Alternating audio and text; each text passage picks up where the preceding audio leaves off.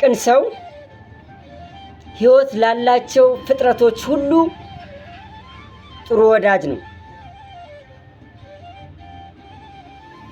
ቅንነትና መልካምነት ተፈጥሮ እንጂ በትምህርት ወይም በልምድ የምታገኘው ነገር አይደለም።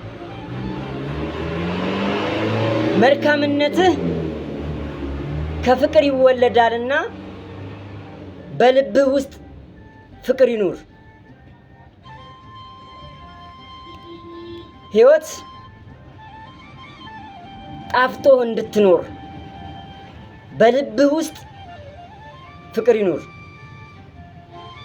በፍቅር ስራ፣ በፍቅር ተዛመድ፣ በፍቅር አክብር፣ በፍቅር ነግድ፣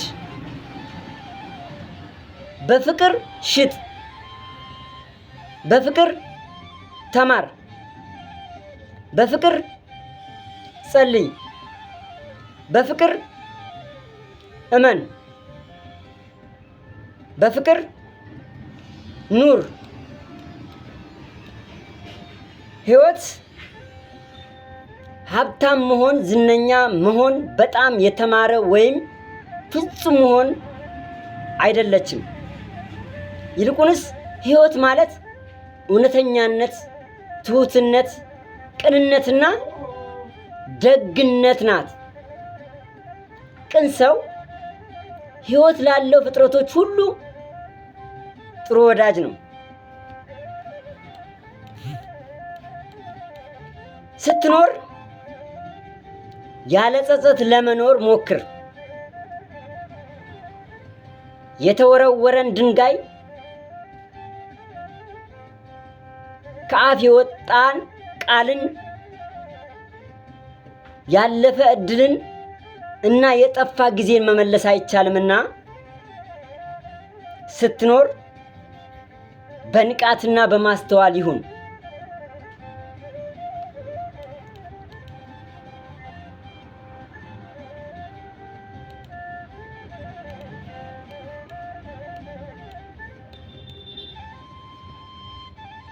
ሕይወት